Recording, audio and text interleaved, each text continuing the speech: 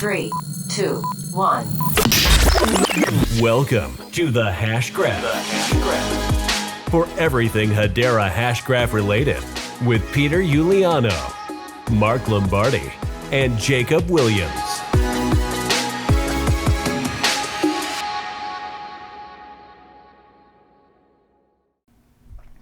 Hello, this is Mark Lombardi, and welcome back to the Hashgraph. We're going to be chatting here today. We got a new person in here. It's Jeremey Fletcher, and we're also joined by Peter Uliano and Jacob Williams. So we're just going to dig into it right again, and I think, Jacob, you had some stuff you wanted to talk about to start us off? Yes. First, I just want to say Ninja Turtles, but TMNT. The held situation that happened, the fiasco, and it was almost, I don't want to say it was as bad as V-Access, because V-Access was pretty bad.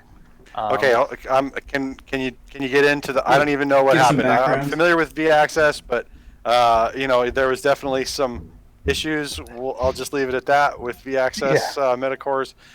So catch me up on this on the latest drama, because my head's been under a rock, I guess. So pretty much what happened, I think was it yesterday? Was it yesterday, Mark, Peter? Yep. Held had they minted, I believe it was little monkeys or something on Hash Axis, but all they did was they used like a deep fried. Filter. Yeah. Deep fried was like the term. Deep fried monkey, and they were selling them for free, I guess, and they didn't get permission. They didn't ask for permission to use, the likeness or the images from the other project. And the little monkeys came out and said, hey, like they quote retweeted, and they said, we do not, condone this, and we don't support this. Please buy the original. And Held came out and just said, I don't need your permission. Are your blessing to do what I'm doing, and I'm just like, oh no. And it just snowballed. I mean, there wasn't a single person on their side. It was rightfully so too, like the way they went off about it. And it's kind of funny because we talked last episode about like fair use, derivatives, etc. Mm-hmm. And this was a perfect example of this was not fair use. It was literally, they just took the same image, applied a filter, and put it up. Granted, they weren't, and it's not even fan art, right? Because fan art is like, to an extent, a derivative of, say, like, Michelangelo or something, that is not Michelangelo. He's down there. People are going to kill me for that more than anything else. But he's pointing at Leonardo. That's obviously Leonardo. Yes, it is. But yeah, so that's what went down, and I don't see them popping back up from it, to be honest with you. They dug a pretty deep hole. It begs the question, just even if Held is legally in the right for what they did, right? If they were legally able to do what they did, it's still in such poor taste to not, in a small community like Hedera, to not ask someone that you're going to make a derivative work of is in poor taste, I think. Yeah, and not only that, but once the original creators ask you, please don't do this, for him to say, right. Basically, exactly. This, like, you know what I mean? Like, just the middle finger. And that's what I think buried it. Honestly, that first response. I don't think it was him selling them for zero. It was his initial knee-jerk reaction to the original creators. I think that's what set the tone for everything else that happened after that. So was there some kind of ulterior motive here? Was there another motive here such that, like, what were they? I mean, so you mentioned like the selling for zero. What does that even mean? I mean, they're giving them away. They're giving them away, but I mean, were they trying to make some statement about NFTs in general and look like I can make? I mean, I agree. By the way, I agree with you that it's totally in poor taste, and not knowing our community very well to be kind of brazen and bold and just kind of come out and say something like that. Probably not the best approach. But I mean, were they trying to make some kind of statement or what? I mean, it's just very strange. Why would they even do that? That's the thing that was confusing, because he kept saying, hey, like to the Little Monkeys developers, he's like, hey, like you haven't heard us out. You haven't heard us out. Like, we have a plan. They didn't say what the plan was at all. I think it was to give. I think they're giving. Correct me if I'm wrong, anybody. Please leave comments. But I think that they. Yeah, I don't think they. I think that they were trying to give back to the community people who had been rug pulled or something like that for other projects. But again, I don't know that that's the case, and even so, that's not the right thing to do in that situation anyway. And I don't think he had malicious intent. I don't think so either. I mean, I do think it was in poor taste. I don't think he had malicious intent, but he did comment a few things. I didn't follow it entirely as much as Jacob, but I did see, like, he was saying, I'm trying to figure out how he worded it. He said something along the effects of, well, I bought the NFT, so I thought it was my right to modify it and resell it. Yeah. So, no, I'm not saying that's right, Jacob. What I'm saying is, I think that's what his thoughts were, is that I bought this NFT. I own it now. I can do what I want with it. I think that's where his mind was.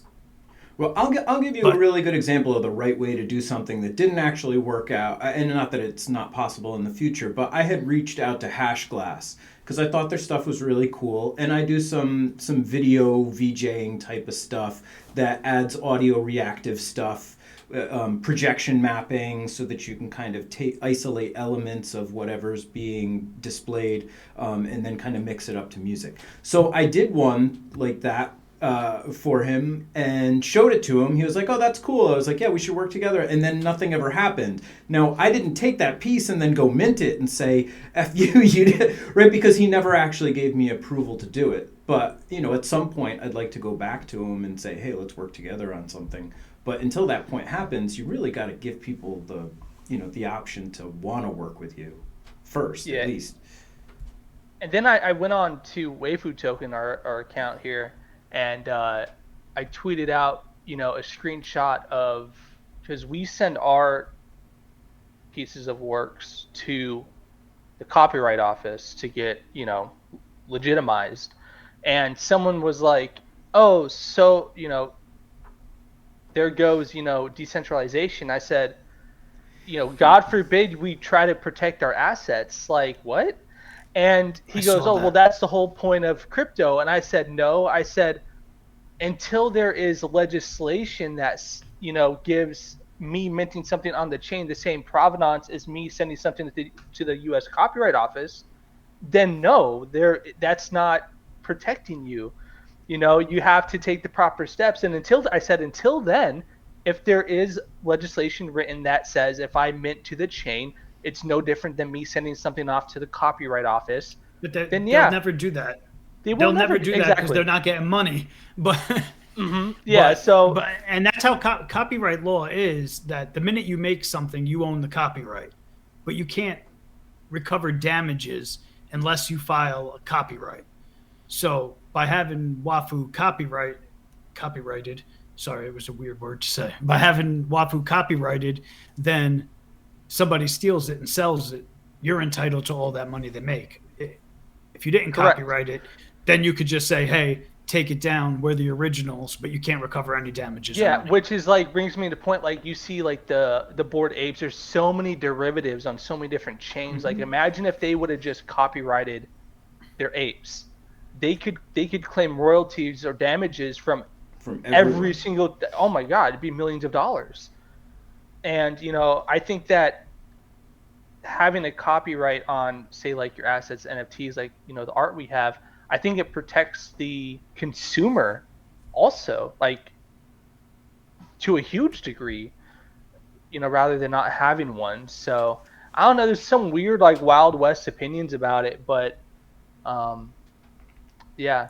Yeah, I mean, democratizing finance, right, and taking kind of pushing the the authority that exists in the financial system, taking that authority and pushing that to the edges is different than, is different than protecting your intellectual property, right? I mean, there's like two different realms. I mean, we're talking about financial system and, systems of truth, right? Distributed ledgers, doesn't necessarily have to be financial, but distributed systems of truth and IP protection and management of intellectual property, like, and are separate things. And where they do coalesce, usually we see that people want to use distributed ledger technology to do things like prove a copyright, state proofs and these kinds of things, So I mean, it's actually, distributed ledgers are, should be a boon to the legal system, not a hindrance. I mean, yeah, there's certainly the crypto anarchy, but and there's some good idea. There's some nice ideas behind more general crypto anarchy, but in a civilized society, it breaks down. It was an XRP guy. Yeah, it was an XRP guy. That's all I gotta say. But I mean, we had this conversation before because the argument about decentralization bothers me a lot. Like it really bothers me, especially like on crypto Twitter and on Telegram. People think decentralization is something that it's not. Like they really think they think decentralization means anarchy. Like, and that's not what decentralization is. They're like, oh, it should be decentralized. Nobody should be in charge. Everybody should be running around doing whatever the hell they want. But that's not what decentralized means. Right. Well, and I think people come to the assumption that distributed ledgers are going to solve the problem of people not lying anymore. And really all it's doing is keeping track of what everyone has stated on the ledger as to what they said is true. It doesn't mean that there's any real truth there behind what's being said. It just means that if we all need to go to court, I can prove you moved this asset here at this time or said this, thing in a message or whatever information is being shuttled around. It's time stamped and proven that what was said at that point was exactly what was said at that point, not that what was said at that point was the truth. And I feel like a lot of people mix that up, and all of a sudden they feel like, oh, people are faking stuff. This isn't the truth. This isn't showing the truth. This is just muddying the waters. And I think people just don't really grasp exactly what it is that the distributed ledger does. Yeah. Unpopular opinion. I hope that we never come to a full digital currency in the United States. I like the idea of taking cash money, not that the IRS, anyone else is listening, and putting it into a safe somewhere where it's not tracked, it's mine, it's not on a ledger, whether it be my guns or anything else. I don't want it to be stamped and tracked through a system, so yeah, I know it's called counterparty risk, right? There was the guy from Parallax, I forget the guy's name right now, but he kind of clued me in. I was watching an interview, really well-spoken guy, Parallax some technologies or something like that. Really, really well-spoken guy. Gosh, I've got it. What's this guy's name? I've got it right here. Robert Breedlove, right? Really well-spoken guy. Really, Robert Breedlove, highly Parallax something or other. I can't remember the name of his company, but he brought up the counterparty risk, right? What you mentioned about having your assets in a safe, right? You don't have to rely on anybody else to get them. There's no counterparty risk, right? It's your. Well, of course, particularly in the case of something like gold or silver bullion, precious art, metals, jewelry, those kinds of things. Now, dollars, of course, the dollars are completely dependent on the Federal Reserve System, so they could at any time say, well, that was what we were calling legal tender, but it's not legal tender anymore, right? They could just like they could change the rules of Bitcoin or Hashgraph or any distributed ledger for that matter, because it's programmable money. You can program it to do whatever you want. Similarly, the Federal Reserve could come along and say, look, those dollars are no longer worth anything, right? And then suddenly all your fiat dollars have no redemption value whatsoever. I'm not saying that that's likely or that that's going to happen in the near future, but that is part of the counterparty risk in this fiat system that we're living in, is that they could declare fiat, right? They could by decree say that, well, it's not worth anything anymore. Whereas something like gold or silver or these other acid jewelry, these kinds of things that they you have would have intrinsic value. Exactly. Yeah. Cool. And it doesn't matter what government says about any. I guarantee you, my neighbor down the street is going to be willing to exchange a loaf of bread for a little piece of silver or something, just because that's that's just how humans are. We've just behaved that way for so long that it's kind of ingrained in us. So. Well, I'd like to open the conversation up to central bank digital currencies, and we're all in the United States, so I think it's fair to talk about the US dollar. And I think it's important for as many citizens of the United States to get involved in the conversation of where digital money should go in the future. Instead of being so afraid of it, start opening up to what the potential of it is, because we need the people to shape all of that legislation in order for it to be fair for the people, because otherwise you just wind up with the government using a very fair distributed ledger like Hedera Hashgraph can still do very nefarious, horrible fiat related things that they can do now. So that doesn't, it doesn't solve any of the problems necessarily if we let the Fed make all of the decisions. I don't think about how corrupt though Congress and senators. I mean, the whole system's pretty corrupt with lobbying and all that. Do you think that they'd want their money being tracked on a ledger? I mean, like for real, like.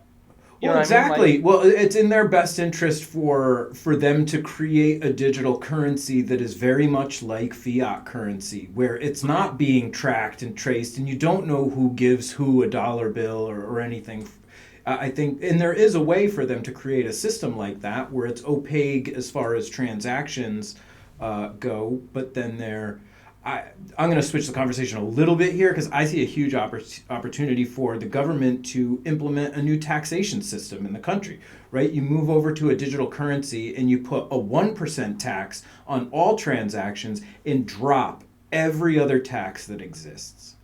I'm for a flat tax too. I think a flat tax just on the currency that is trading back and forth on that platform. Whenever a token or a USDC moves around, I don't mean USDC as in the actual coin, but if the United States creates their own currency, that USDC coin, I think. Would be great to have that just be your taxation for all of the revenue in the country. And when you think about the velocity of money and how much of our currency actually moves around, that 1% taxation is actually an enormous number. And now you're not differentiating between whether or not somebody is doing, all of a sudden illegal activities are taxed just as much as any other legitimate activity. You start to bring in revenue from the government, and people who do nefarious activities, if they're able to still do it and pay that 1% tax, of course they do it. Whatever, if it's easier for them to move money around that way, then that's what they're going to use. Your local drug dealer becomes a taxpayer. Right. Exactly. What's better than that? Yeah, the only so the issue that I have, so CBDC, right? Central bank digital currency, right? Have a little bit of a problem with the idea of a central bank to begin with, right? And this goes all the way back to, even before, but this goes back at the very least to Alexander Hamilton and Thomas Jefferson and the debates over a central bank for the United States versus not having a central bank for the United States. And we've kind of gone back and forth in this country on that topic, right? So we had a central bank for a period of time in the first half of 1800s. There was a central bank prior to that with the Continental Congress. Then there was of course the one that oh my gosh, my daughter just did a book report on him. 7th president of the United States, Jackson, excuse me. Kind of he defeated he was against the central bank in the United States. Andrew Jackson, there it is. Jeez, he's on the $20 bill. That guy. So we've had this, and then in 1913, the central bank in the first half of the 1800s was put to rest. To bed, and then here in 1910 the beginnings of the Federal Reserve Act started kind of cooking, right? They started to draft what would become the Federal Reserve Act, and then of course it was passed in 1913. And we've been living under this Federal Reserve System ever since. So the problem, there's a lot of problems with central banks, but the main problem that we have is that the centralness of it, right? So in the land of decentralized technology, the whole point of decentralization is to reduce attack vectors on a central point of pressure, right? So in the United States, we have this central pressure point, which is our central banking system, right? And it's ran with the problem with it is that it's owned by the major banks in the U.S., right? So the Federal Reserve is not a federal institution; it's a private institution that has a charter from the federal government, right? And the Federal Reserve is a bank that has shareholders that it has to answer to, and its shareholders are the major corporate banks in the United States, such as J.P. Morgan Chase, right? So the Federal Reserve, the central bank of the United States, is beholden to these massive financial corporations that have interests not only in the United States but all over the world, right? So why is it that they were given the ability to take control of the Treasury and manage the Treasury of the United States? And I'll stop soapboxing. I apologize for that, but yeah, just the idea of a central bank digital currency. Just the C in CBDC, the first C in CBDC kind of gives me the heebie-jeebies. To me, central bank digital currency just seems inevitable. The Fed is going to want a piece of that action, and they're going to want to do it the way that they want to do it. So whether we agree with it or not, I think it will happen. A good question, though, is you can achieve the same thing that a central bank digital currency does with a stable coin. Right? So the existing US dollar coin achieves a lot of what you want a central bank digital currency to do anyway. And it's not private, but it's its own thing outside of government, not outside of jurisdiction, but outside of government, not control, but it's not run by the government. Kind of like the Fed. But not appointed not appointed by the government either, right? So it's a distributed system to be able to do that. So I think that wins in the end. I think people are gonna adopt stable coins and say, U.S. dollars will still exist. We'll exchange them for this stable coin, and then we'll use this because it's faster and easier and cheaper to. But who establishes the monetary policy in this case, though? Right, so you've got a digital currency. Okay, that's fine. But the point of the Federal Reserve, their stated goal at least, is to manage inflation and ensure stabilize the economy and ensure maximum employment. Right, so those are like the chief stated goal.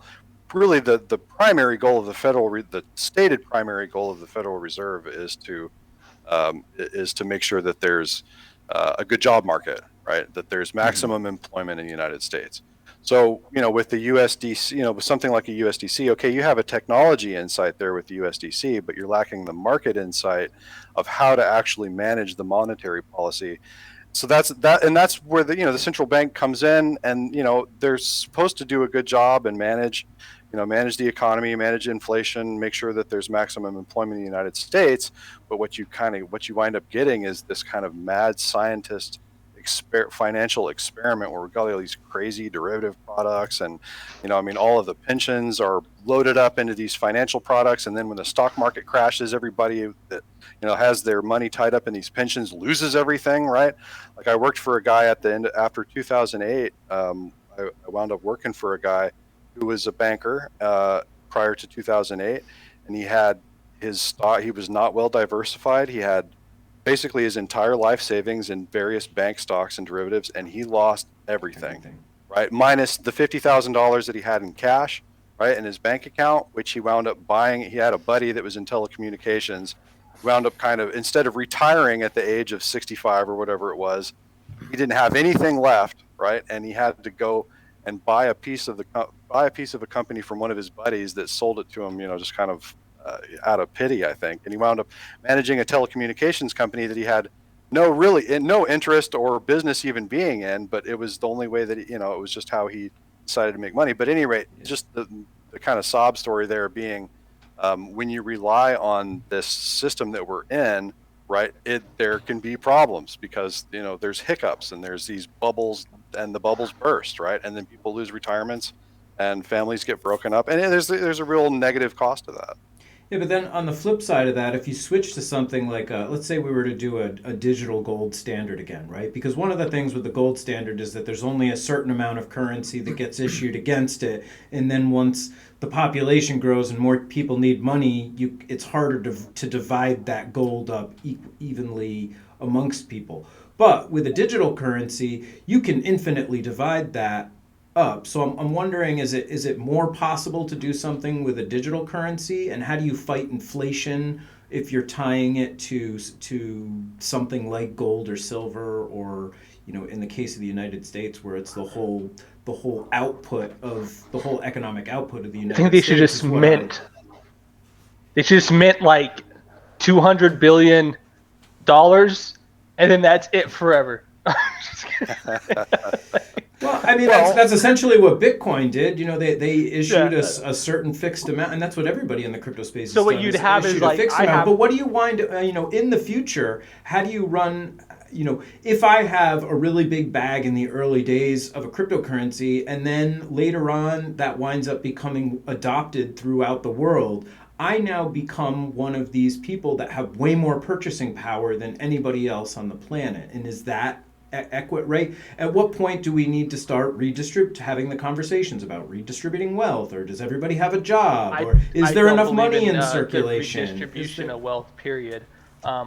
It's just my ethics. I don't believe in that. Well, I mean, I'm talking about tax. I think. I'm talking about taxation in general, right? You can not believe in people being given having income redistributed to those who don't have income.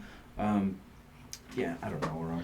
See, what I think though in the future, what it could look like is just how Bitcoin is, right? So if we go down the road to like digital dollar, I think it's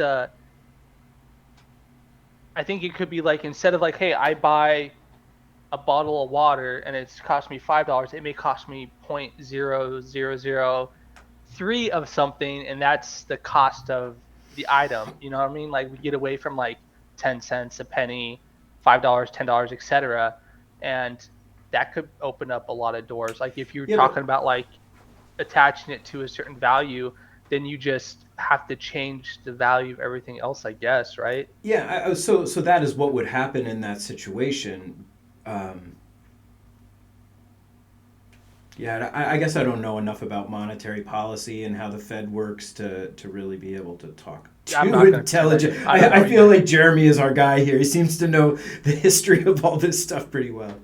Well, it's because it's convoluted, right? And what's really strange about it is what's hard for us to it's such a huge scandal, to be perfectly honest, that it is hard as Americans for us to wrap our heads around the scam that has been perpetuated upon us since the institution of the Federal Reserve System. You mentioned taxes, right?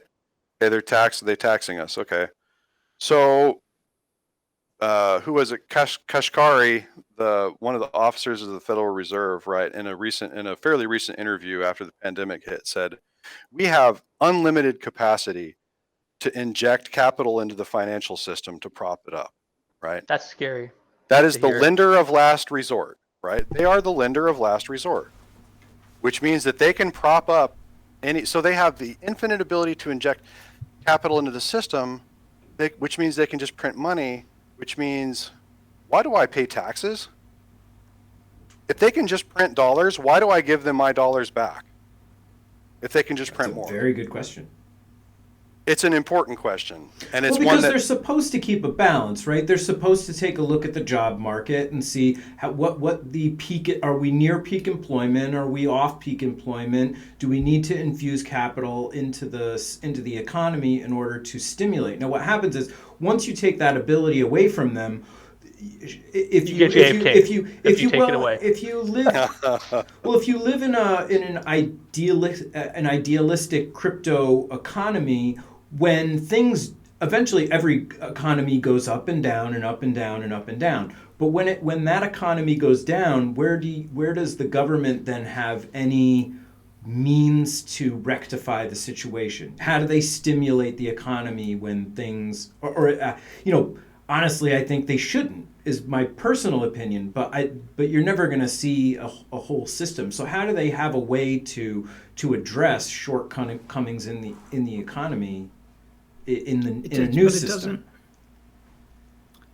I don't know. My thoughts on this are like, I mean, I'm not as well versed as everybody else, but I have my own thoughts on all of this stuff. Jeremy's the only well versed one here on this topic. I'm not going to get too much into my thoughts, but you hear everybody talk about the economy. And I just had this conversation with somebody during the beginning of the pandemic. They were like, oh, I just can't do it because of the economy, this and that. And everybody's regurgitating the same thing. Oh, the economy, the economy. So I challenged the next person that said it to me. I said, tell me what the economy is. And they were like, what do you mean? It's money. I'm like, yeah, but what is the economy? And people can't answer the question. And I really think, and this is like tinfoil hat time, but like this is all economy and taxes and all this stuff is just an illusion created for the people to control the people. And that's where your Federal Reserve comes in and all this other stuff comes in, because I don't know. I don't want to sound too crazy, but I mean, it's just the crazy people end up being right like 90% of the time. So you got pretty good odds. It's yeah. Okay. No, and there's nothing. There's nothing wrong with not being well versed in it or having crazy ideas. I mean, an economy is essentially the sum of goods and services that are provided and exchanged in a society, right? That's what the economy is. It's a big thing, right? Whether that's exchanging wampum shells for deer leather, or whether that's exchanging little pieces of paper flag money for Doritos at a grocery store. It's just an economy is how a society moves goods and services around, and it's okay for the government to have. It's okay for the government to have have monetary policy, right? We had a monetary policy to begin with. Nothing but gold or silver shall be made coin within the states, right? There shall be no common coinage other than gold and silver, period. There's your monetary policy. Boom. Right? Now, but then of course there other questions come up. How do I manage the treasury, right? Well, what do we do with it? Can I loan some to China? Can I give China some of my gold? And then, the whole thing, what really started to make me roll my eyes and really start to dig into this stuff, the reason that I'm, I kind of soapbox on it is it really is it came out of that experience that I talked about in 2008, where the guy that I was working for had lost everything. And I was like, wow, that really sucks. This guy really went through what happens when an economy busts, right? And when I lost my train of thought there. Where was I going with this? Economy's busting. Your friend that lost what got you job. Passionate about the subject was your friend, right? And you dug into it. That's where you're going. And then I lost the thread. That's all right. That's all right. Yeah, see, that's the problem with the freewheeling conversations like this. I get passionate about something. I start having, I'm thinking about the poor soul that lost all his money. Oh yeah. Okay, right. So I was looking, and as I started to learn about a little bit more about economies and how all this stuff works, there was a lot of chatter about the U.S. debt, right? The national debt, right? Some crazy number, $22 trillion or something like that, right? And I said, okay, well, who are we in debt to? We're the richest nation in the country. China. Who do we owe money to? China, right? Okay, good answer. But the rest of it's us. Well, and Europe, right? Europe, and then we owe a lot of it to ourselves. What about China? China's got a lot of debt too. Right. China's trillions and trillions of dollars in debt, right? And so is the ECB. So it's like the entire world. It's very strange. How is it that China is loaning us money when they're in debt?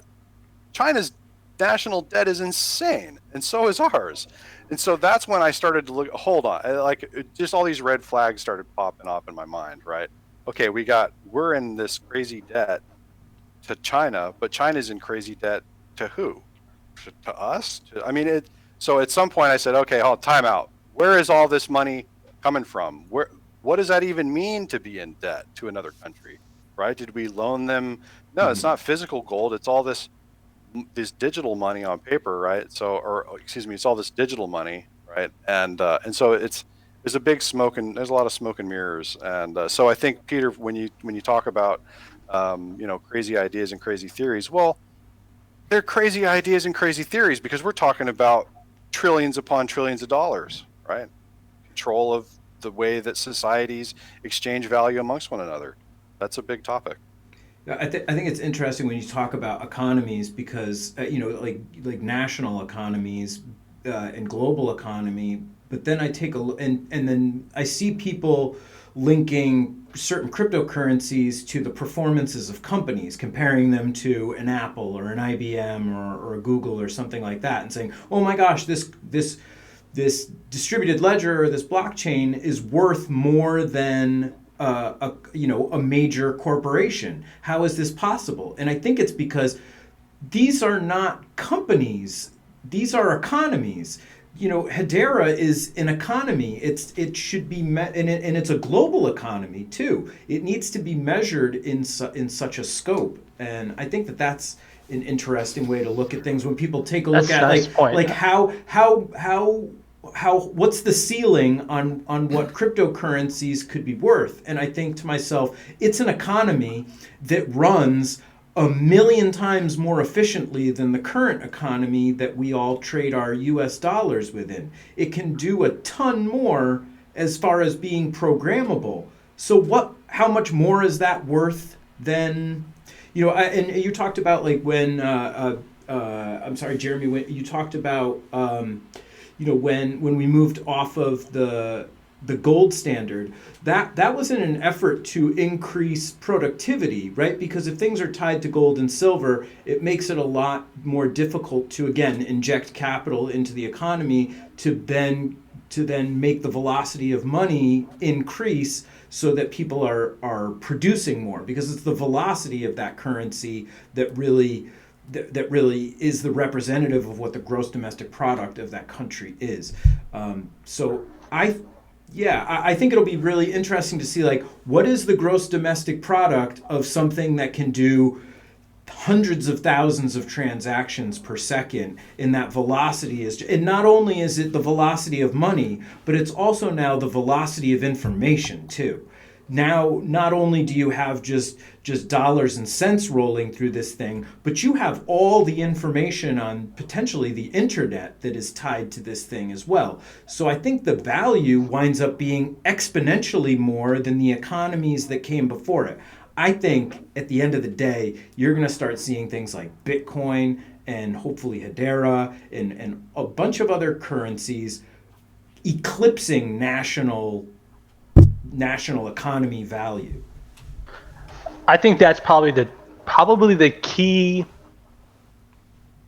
If I were watching this episode and I were to take away something, I would come away with, I didn't think of it like that, and it makes so much more sense now to think of this Hedera or SHIB or whatever it is worth more than that. No, because it's not a company, like you said, it's an economy. Right. And I think that's like, I never thought of it that way. And now that I'm thinking about it that way, I'm like, wow. It does. It changes your perspective a little bit. A lot of it. A lot of it does, Glad I shook your world up there, Jacob. Yeah, this is some big brain stuff that's happening right now.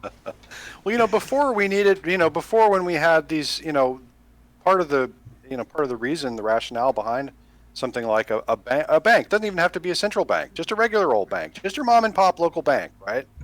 Well, they manage it, right? They manage the money, they protect it, right? Mm-hmm. They give some, it's useful, right? And they do something with it.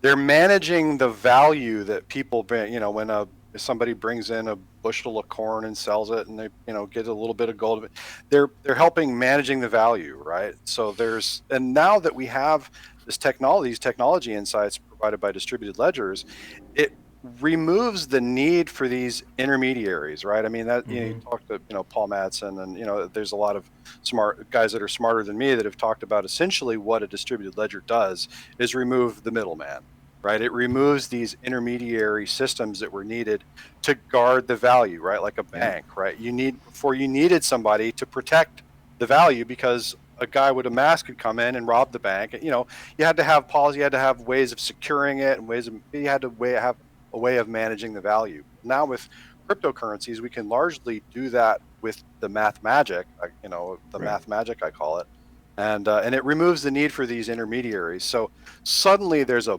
big shakeup, right? Suddenly the people that previously were in control of managing the value, that we allowed Congress, we said Congress, go ahead and let these guys manage our value for us as a country, right?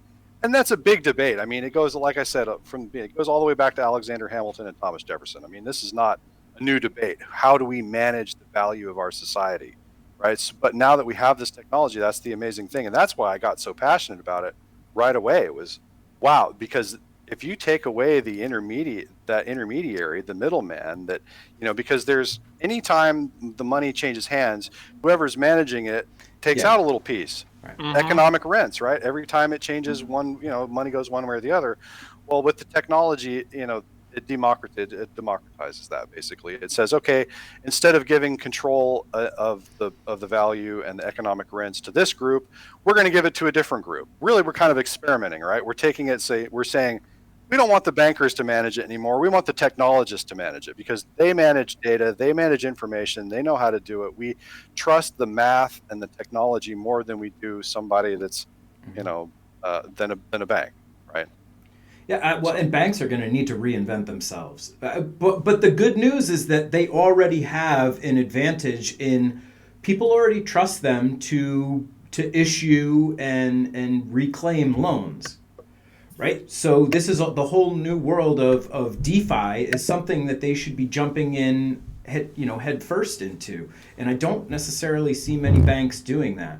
I mean, it's great to see some banks on the Hedera Council, so that they can have their so that they can start experimenting it and showing the world what they can do. Right. All right, I think we need to shake up. I think we need to shake up some topics here, and there you go. And let's go in a different direction. So, anybody have anything else they want to toss out there? I got an NFT drop today from Robeck, and it's like he was just tweeting and say, "Hey, if you're interested in this stamp, like just say you are, and then shoot me your DM." And it's like it's like worth over like 2K already. Really? Yeah, the floor on it's crazy. But so what is the NFT that they're issuing? I'm not familiar with it. He just made an NFT on OpenSea. Oh, okay. But he's like a pretty well-known guy, and he only has like one out on this collection, so I guess it jumped pretty high. But yeah. So I'm curious. So I don't really have I haven't done a whole lot of messing around with NFTs and the marketplaces and stuff. I am curious. I have some NFTs, but I just haven't really done a lot of deep diving into the economies of the NFTs. How are I'm interested in if you guys have an understanding of how the NFTs are priced, right? There's a lot of concern about things like wash trading, right? Folks that, early adopters, these, ETH holders or whoever it is that, you got a circle of 100 buddies that are all ETH millionaires, crypto millionaires, and they just kind of trade it amongst each other for these exorbitant prices. And then, thereby raising the value of all the other NFTs in the project. Now, of course, the Security and Exchange Commission in the United States, that's their main function is to prevent those kinds of market manipulations from happening, and that's why they're so part of why they're so interested in the space. But just interested in you guys' insights into how that kind of floor price is established for these NFTs. Well, for me, I don't get into too many I don't really get into the whole profile picture huge collections where there is that floor price. For me, I know that my floor price as an artist when I put out my stuff is like if I put something out for like 32 Tezos or whatever and someone buys it, there's my floor. Or if I have an auction and I can consistently bring a certain value, then that I know that is like what people are willing to get my product for. That is the floor. I buy a lot of like one of one and like low edition art. Like I've probably collected over from like 135 or 40 different artists I've collected art from, and the floor for them is usually the same thing. Like I have a buddy Asong, he's the creative director. He was the art director for Warner Brothers. Now he's the creative director for Riot Games Studio. But I remember I used to love his art. I still do love his art, but I used to be able to get it for a lot cheaper. And then he had an auction, and I just like threw in some extra to help him out. I didn't want no one to overbid me. And then all of a sudden that was his floor, and I was like, shit, because now I have to pay more money for it. So you screwed yourself. I did screw myself. So that's how that is done. I know there are some people, and I wouldn't doubt that a lot of projects have a lot of, like you're saying, washing, where they'll buy into their own and inflate the price, right? A good example is there's a project on Ethereum that is doing the opposite, and it's like FUD something, where everyone, they get it and then they list it at 0. Their floor price is zero Ethereum. But I see this project getting huge, right? And they like literally pounce and make fun of anyone that buys one of their NFTs for money. Like, they do realize that 1,000,000 times 0 is still 0, right? Yeah, but all it takes, right, when the floor is 0, all it takes is one person to sell it for like 0.6 Ethereum, and that's your new floor. Right. So it just takes one person to make that sell, and then that's it. So when it comes to wash trading, I don't really know how. Jacob, you've mentioned in the past, like the community needs to be able to flag stuff, and the community needs to be looking into transactions, and they can spot on something like Dragon Glass who's trading an NFT just back and forth between addresses. Beanie Maxi, I think, is one of the biggest recent examples of someone being involved in a project, not saying they're involved, and being heavily invested. They were able to. This guy had like so many different wallets, and someone sat down. I don't know who it was, but they sat down. They were able to track this to this. It was like some CSI Miami like stuff that like I don't even know, like forensics, and they were able to track them down to all these different wallets that he was siphoning from here to here to here, buying from there, selling over here, giving himself like, and he was like making deposits of over like $14 million at a time at some points through like the investigation. And I mean, unless you're willing to sit down and really put in they probably spent God how many hours to figure that out. Yeah. And if you're going to do that for something that there's like 10,000 items and there may be like 300 people in on it, like I don't see any kind of community flagging, because how does the community know, right? Like there's people investigating in the community to check but shit at the like same time, who gives them the right to point out and say that someone is wash trading, right?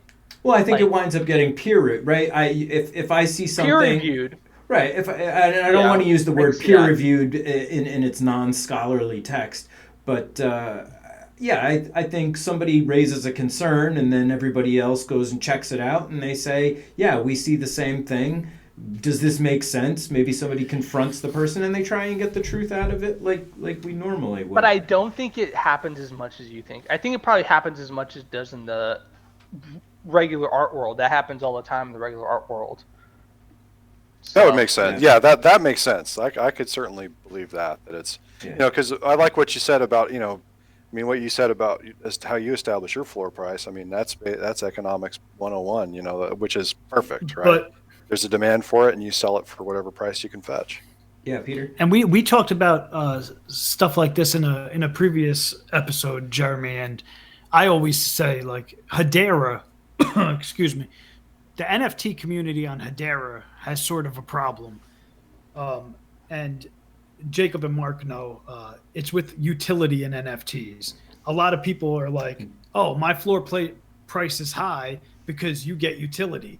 You'll get 10% back of all my future sales." And we had a big talk where, like, that's not utility, that's making it a security. But for some reason, there's more of that stuff happening on Hedera than there is on other chains. On Hedera, everybody wants to get something with their art. They don't just want to collect art. They're like, if I'm buying your art, I want you to give me something in return. And it's a problem. That happens a lot on Ethereum.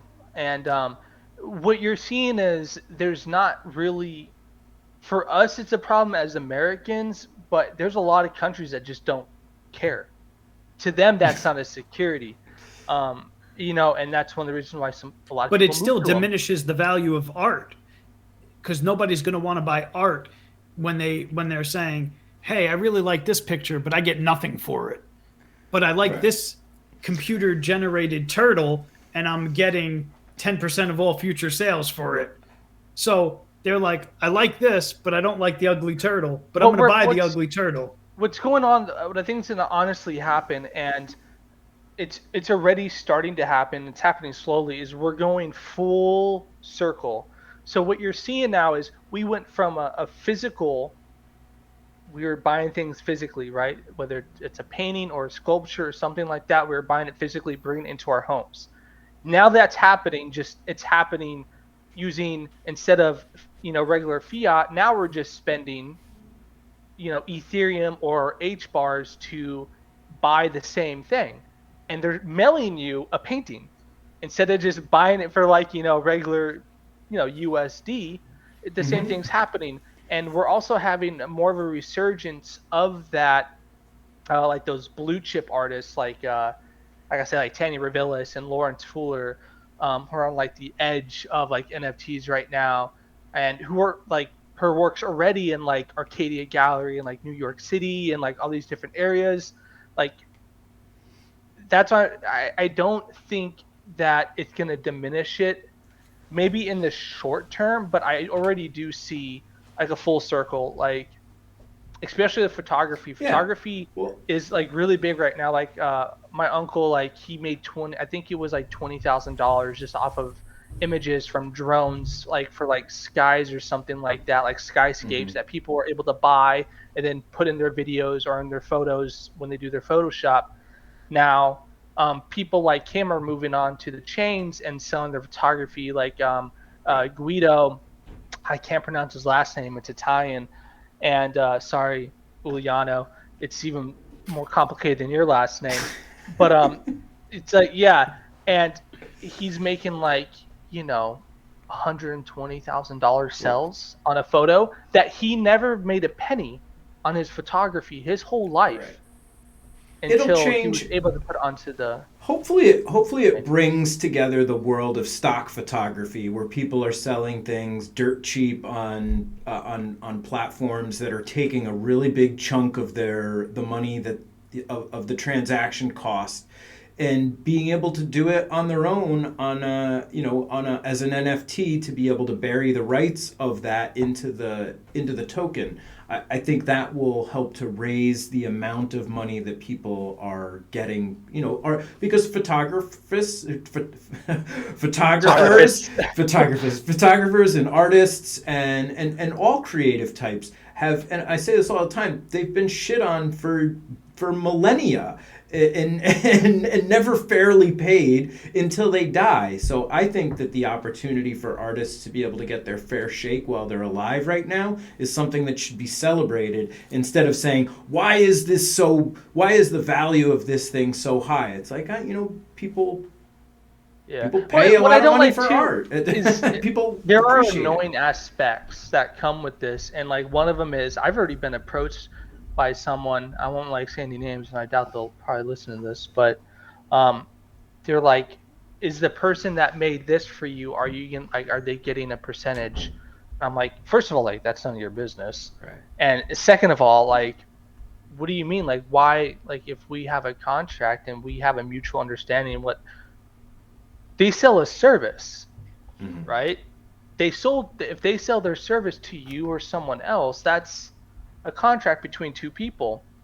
And I bring this up because this is, like I said before, this gets brought into the photography world now a lot, where you see most of the photos that are going for a lot are of, photography of women. And of course, the whole movement of I'll let you struggle with that one on your own, dude. I'll struggle with that one on my own. But I was just reading about personal access on Hbar.news. I'm going to plug Hbar.news real quick, and that article about personal access.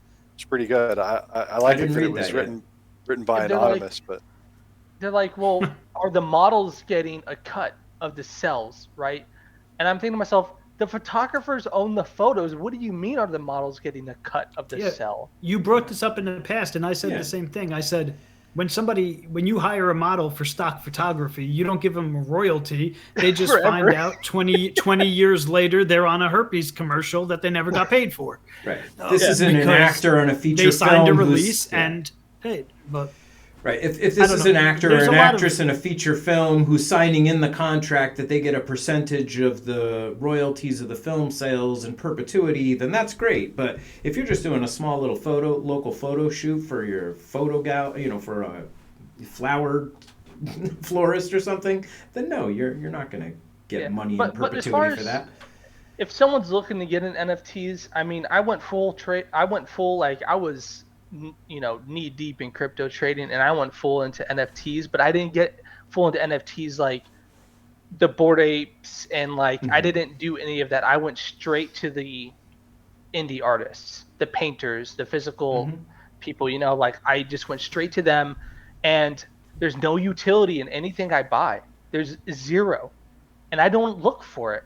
I look at a piece of art and I'm like, wow, I really like this piece of art. I want to buy it because it looks cool. Yeah. And there are some, yes, I use as an investment, and like some, I've had to wait 5 months before I can, 8 times or 9 times my initial investment on it. And that's fine.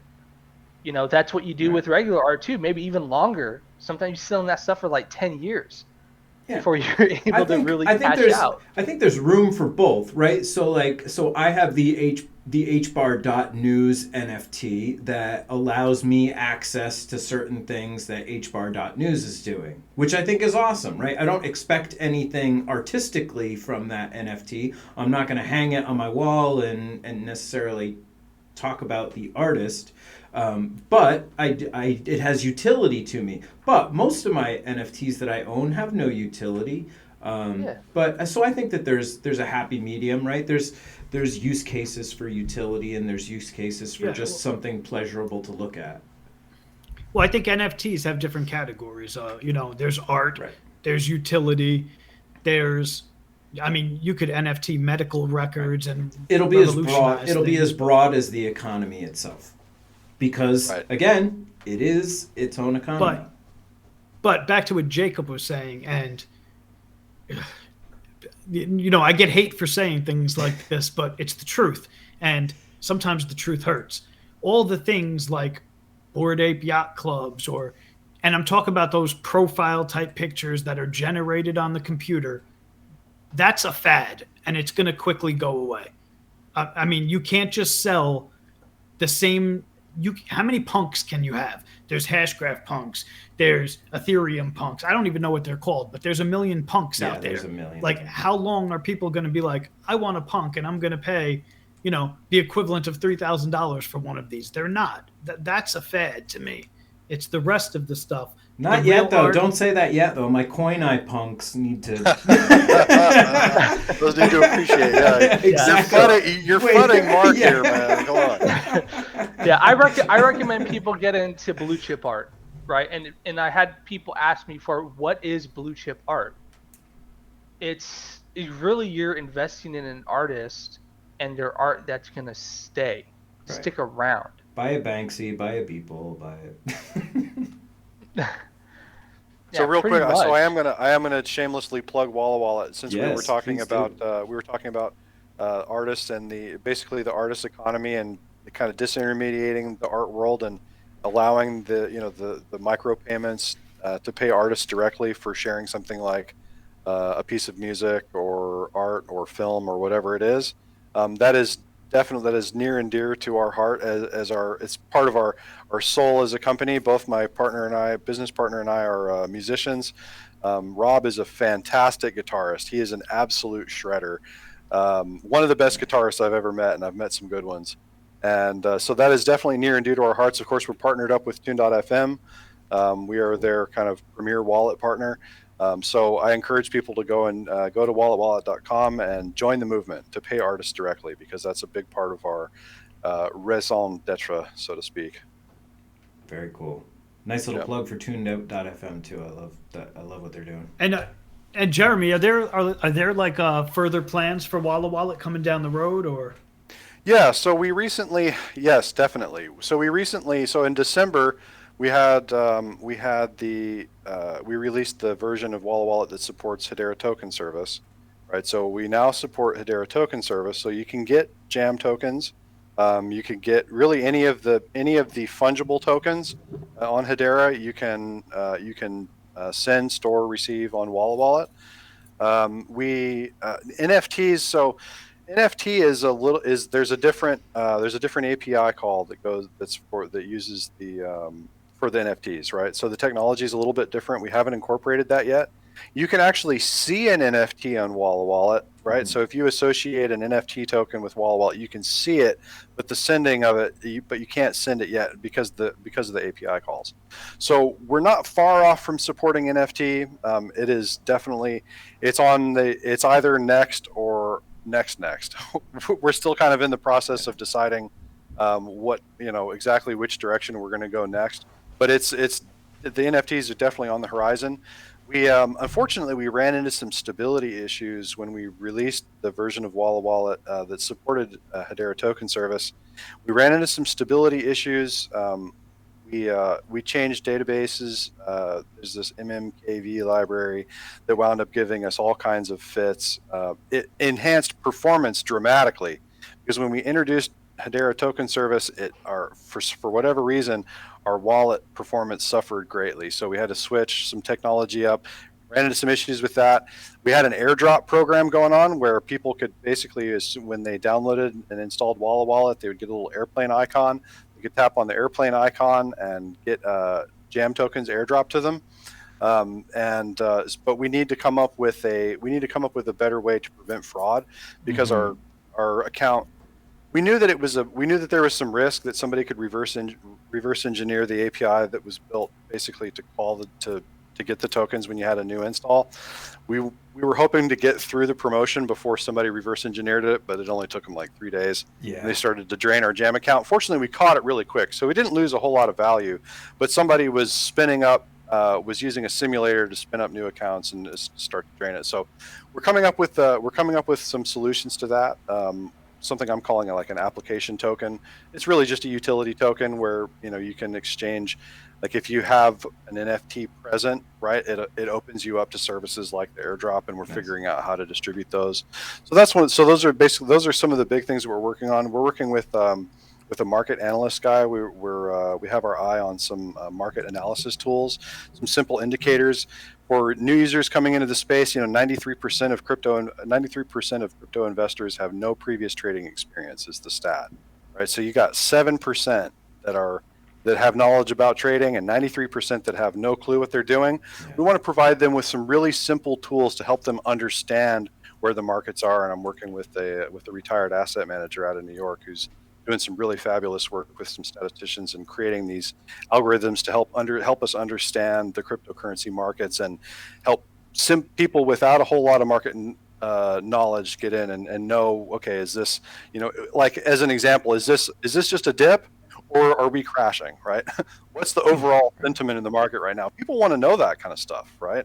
Like, whoa, is this, are we backing off and we're going to go into crypto winter, or is this just a little hiccup and we're, people want these kind of simple indicators. So, so those are some of the things we're working on over at WallaWallet.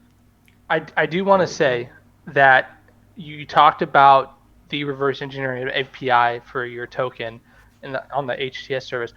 I'm starting to think that's exactly what happened to the Nada token. Someone did this same thing. Oh, did they have? They did it in the past to something else too. It happened on Hedera since the beginning, kind of. What was that first? The daily timestamp. Daily timestamp. Yeah, I remember. No. I mean, that was for. Were there people that were gaming? You talking about Hex tokens? Yes. There was were the those Hex. The ones that were. Yeah. That was one of them. Yeah, their account got drained, and we thought that we had taken the necessary. Well, we knew that there was some vulnerability, right? But it was kind of a calculated risk, right? We had a certain amount of tokens. We had 1 million jam tokens to give away, right? And we thought, okay, if we can get these puppies out of here pretty quick, we'll get them out of here before anybody reverse engineers this thing. It was a calculated risk. Unfortunately, somebody caught. I was flabbergasted by how quickly somebody came up with it, though. It was like somebody out in the world was able to do, and this is not it's not a trivial thing, right? And it was enough to where my Rob, my business partner, 25-year software developer veteran, he is an absolute pro. It was a calculated enough risk for him to say, well, this is pretty complicated to reverse engineer. Let's go ahead and take the risk. Dang it, if somebody didn't turn right around and do it. For some jam tokens. I mean, all in all, we only lost so they got less than $200 worth of jam tokens, right, out of this hack. I could call it a hack. It wasn't even really a hack. It was just a way of getting around abuse of the system, right? It was an abuse of the system, right? Yeah. Basically, the alternative would be for us to request users allow us to track their app data, and you know how crypto users, you send a pop-up message and say, hey, by the way, we're going to track your app. We're going to track your usage across multiple devices. And we're allowed to deny it on iOS too. We're allowed to say, nope. You're not allowed to track. Exactly. Yeah. And that's the easiest way for us to engineer it was to rely on rely on this device authentication. But then we have to present users with this nasty message about tracking their usage. And so we said, hold on, there's a better way we can do this. So unfortunately, the jam token airdrop is on pause right now. But I look forward to doing it. And actually, I would love to work with you guys. Maybe we could do some promotions through the podcast. Get a like and a retweet and a follow, and download WallaWallet, and maybe we can kind of do some manual distribution of these jam tokens that way. Absolutely. With people that we know are true dyed-in-the-wool Hbar enthusiasts, because they're listening to the podcast. We're relatively sure that there are at least a real person that wants jam tokens and not somebody that's trying to hack and get around that. So are you saying, Jeremy? Selfish? Sorry, sorry. This is gonna sound selfish. I keep stealing the spotlight. I'm sorry. This is gonna sound selfish, but I'm happy that people like you and Nada and all these guys are kind of in the front.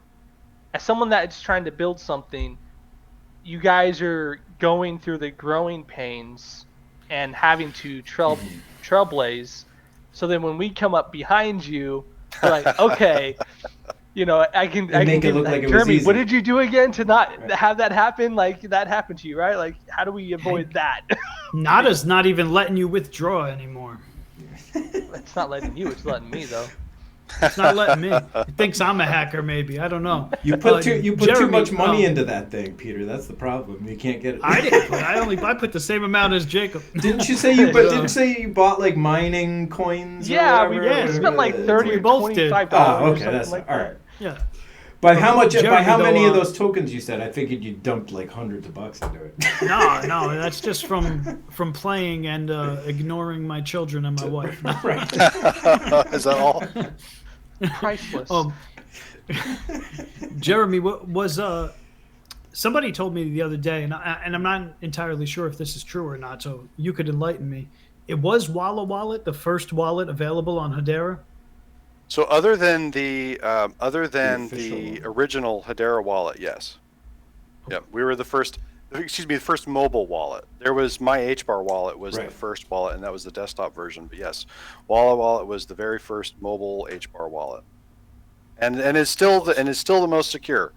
I will say that. There's other wallets that have come out, but I know some people it's kind of we've gotten a little bit of blowback from it. But relying on the biometric authentication really is the absolute most secure way to protect the private keys that are stored on that secure enclave or the Titan M chip if it's an Android. Basically, there's a designated hardware chip that stores your private keys. It's not easy, but there are ways to hook those private keys if you're not using biometric authentication. Biometric is the most secure way to do it. Some people don't like the biometric because they're afraid that their biometric information is being harvested and is going through some backdoor to Google or Microsoft or whoever it is. And that I'm not saying that that's impossible. It is in the realm of possibility, but it would be a huge, huge scandal if that were revealed. And we have done our absolute best to make sure that there are no backdoors, and we can't find any. So, so we're satisfied. People are like, I don't want my biometric data being taken by anyone. By the way, you want to see this cool filter that gets plastered onto my face by Snapchat? Right. Well, yeah, and your phone scans. I mean, we can see with an infrared camera that your phone is scanning your face every couple of seconds, right? So if there's a back door and your biometric information is being harvested, we're all screwed anyway, right? Yeah. It's like the game is the game is over at that point. So, but at any rate, yeah. So it was the first mobile Hbar wallet.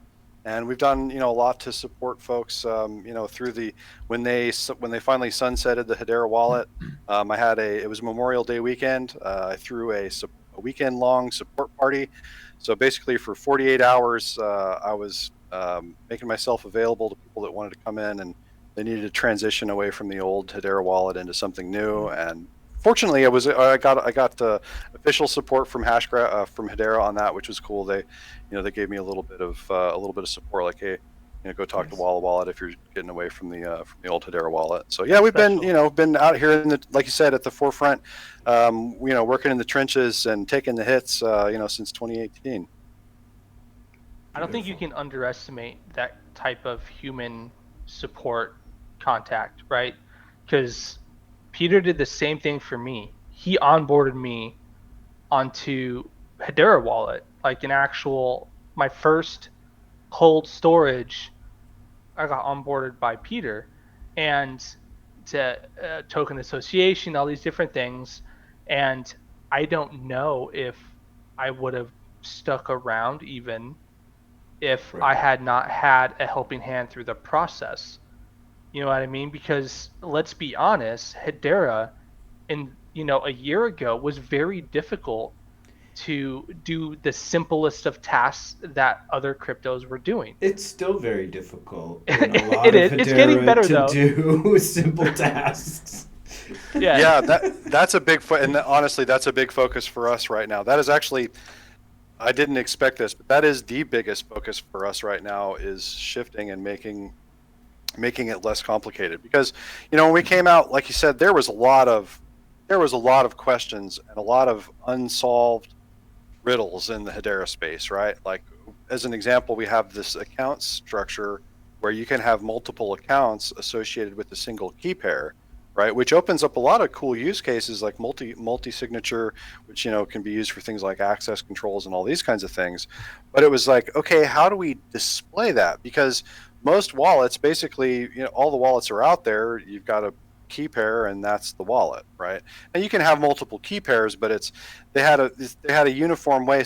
But we had a different issue, right? Okay, well, we've got not only multiple key pairs, but you could have multiple accounts associated with one key pair, or multiple keys associated with one account, or it was like, how are we going to do this? And so we kind of took a bull in the china shop approach and just kind of brute forced it, right? Like, okay, well, let's try this. Okay, well, yeah, that kind of makes some sense. Code, does this work? Can it? Yeah, okay, let's keep going. And what we kind of wound up with was what we have now, which isn't the most user-friendly thing in the world, and we know that. And so now that it's been proven that there is a need for wallets in this space, because we really had to prove that to ourselves over the past year and a half, 2 years. Like, one is this, are we capable of even doing this? Do we have the resources, the manpower, and the knowledge to do it? I was pretty sure that we did, so we went down that path. But then two, it was like, okay, this is a very niche technology. There's a lot of risk in getting into a niche technology and kind of hanging your hat on that peg. When you're a small shop like we are, we don't have a lot of time to worry about Ethereum or Tezos, or we would love for WallaWallet to be every dang crypto in the world, because that's how you can make money. I mean, if you can sell, if you can sell and swap money, there's money to be made by selling and swapping multiple currencies. We would love to do that, but we as a team were small and said, we're going to bet on a horse, right? Because we're a small team, we're going to pick one and we're going to really go for it. Is this niche technology big enough to have market fit and to move us to be profitable such that we can actually have a company? We had to prove that to ourselves. And so fortunately throughout 2021, we did in fact come to the conclusion that, this is, there's enough juice here to keep going. Nice. So that's, basically, long story short, we know that there are definitely usability issues, not only in, crypto space in general, but with our own wallet. And we are, that's kind of taken primary focus right now, is making it simpler, making it such that users can easily get on and figure out what the heck's going on. We've learned a lot of things over the past year about how users want to interact with our wallet. So, so I that's been think a big it's help. a smart way to go, because one of my favorite wallets is called Moonlit, but it's for Zilliqa, and you can do everything from staking on it to transferring, tokens within that serves like HTS, right? But for their version.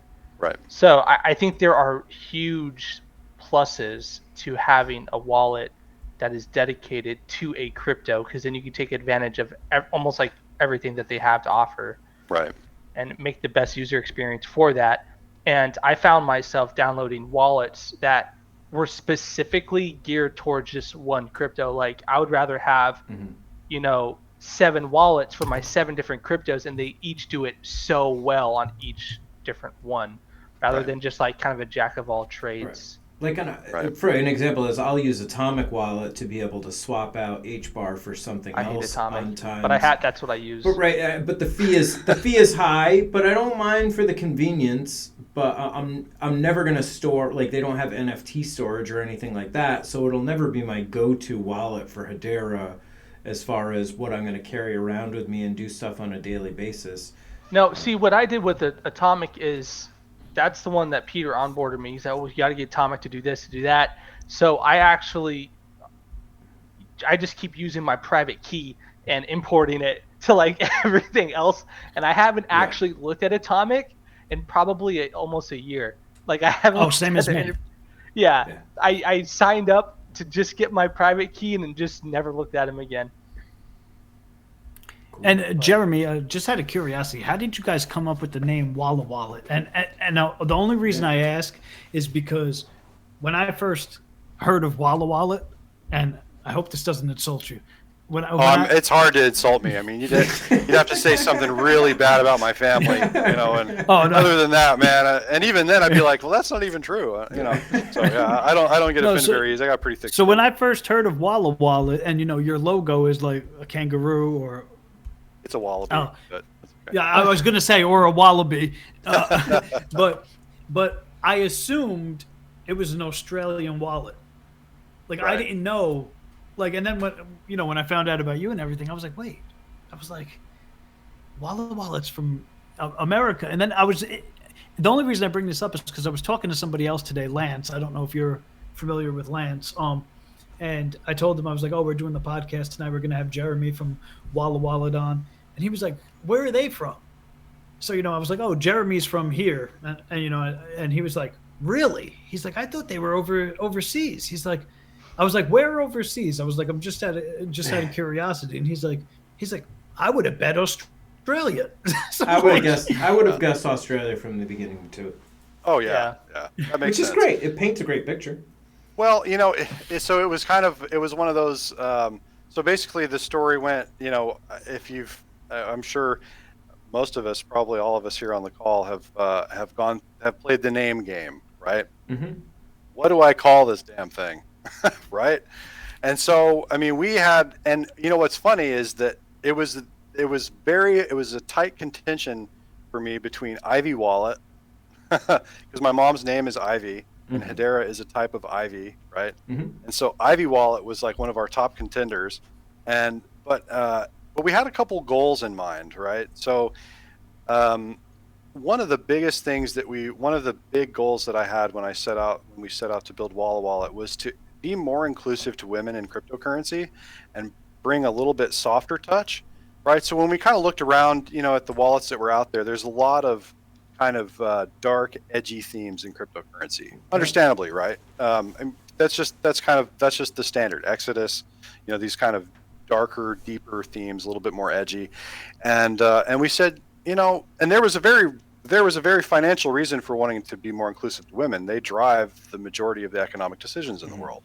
Women make the majority of the economic decisions that happen in a retail space. Now, I don't know about, you know, on the government and you know, as far as spending money in the military industrial complex, or like I don't know. Durable goods and stuff, yeah. Right. So we wanted to be more appealing. So I wanted to take a softer touch, and so I started experimenting with words that sounded soft, and and words that are alliterative tend to be more memorable, right? So something like WallaWallet, the fact that it has two W's and it kind of rolls off the tongue makes it a little bit more memorable, right? And so WallaWallet, we have, you know, Walla Walla, Washington here in the United States, and so WallaWallet kind of sounds nice, and you know, and so I asked the women in my family. I have a sister, a daughter, wife. You know, I have 4 sisters. I got tons of women in my family. And I started asking around, you know, what do you think about oh, we love wallabies. They're so cute, right? And so I said, hey, you know, we got a little something going on here. And when I brought up to Rob, he said, hey, wallabies have a pouch. You can keep, you know, secure things in your pouch. And I was, oh, okay, all right. So that was really kind of how WallaWallet happened, and I knew early on that it was going to be confused with us being an Australian company, and I kind of went, well, FTPOS, and there's a lot of really cool stuff coming out of Australia in the Hedera space, so maybe it's not really all that bad if we get confused being an Australian company. It's global anyway. I mean, you know, cryptocurrency is global anyway, so we just kind of went with it. It was a softer approach. We like wallabies. They have a pouch for holding things that are precious to them. So we just kind of stuck with it. And we got a lot of good feedback. So basically, and it accomplished our goals, right? So we went back with some marketing folks and a designer that was not the designer that I've been working with, and said, hey, does this make any sense? You know, because some people said, I think your brand sucks.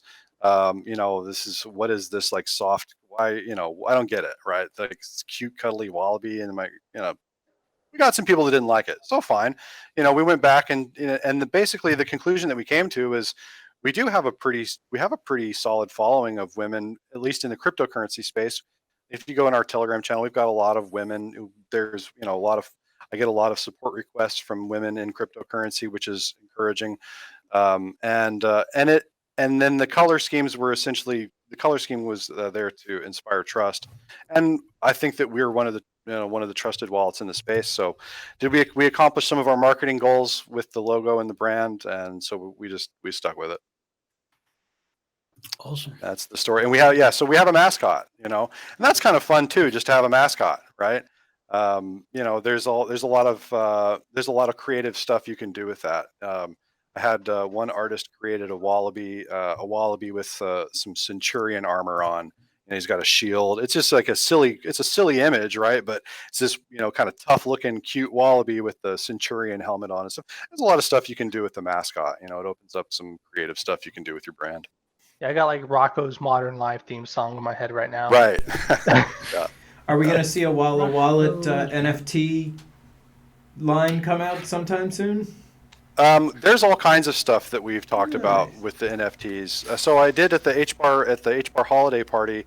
I kind of gave. It wasn't just hints. I had the actual painting. So I commissioned a handful of paintings from an artist here locally in Savannah. Savannah, Georgia is an art town. Savannah College of Art and Design is one of the internationally known art school. And I said, hey, well, I'm in an art town.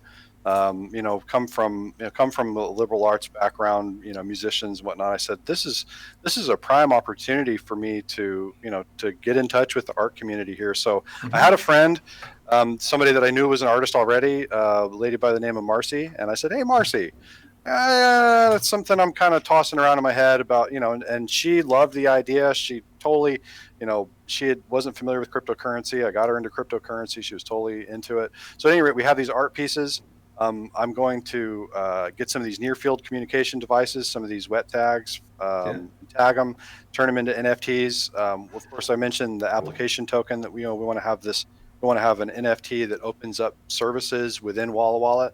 So if you're a possessor of this NFT and WallaWallet sees that, you're eligible for things like airdrops and stuff like that. So we definitely have some things in the works. Some other stuff that I would want to ask if they're comfortable with me talking about them. But yeah, there's all kinds of stuff cooking. Yeah, it's slow. That's the thing. I'm impatient. I want things to move fast. But dang it, man.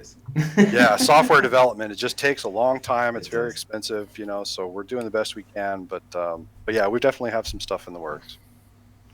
All right. Well, we're running up on about an hour and a half here. So right. If does anybody want? Do we have anything else we want to pop in here or wrap up?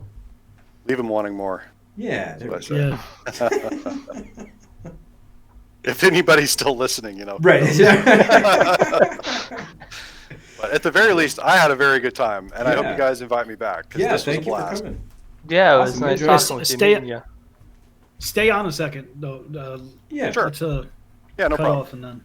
Yeah, Cool. No problem. Well, again, thank you everybody for hanging out with us, and we'll see you again next week. And that's all we got for this week. So, have a good one. All right, we'll see you next time. See you, folks.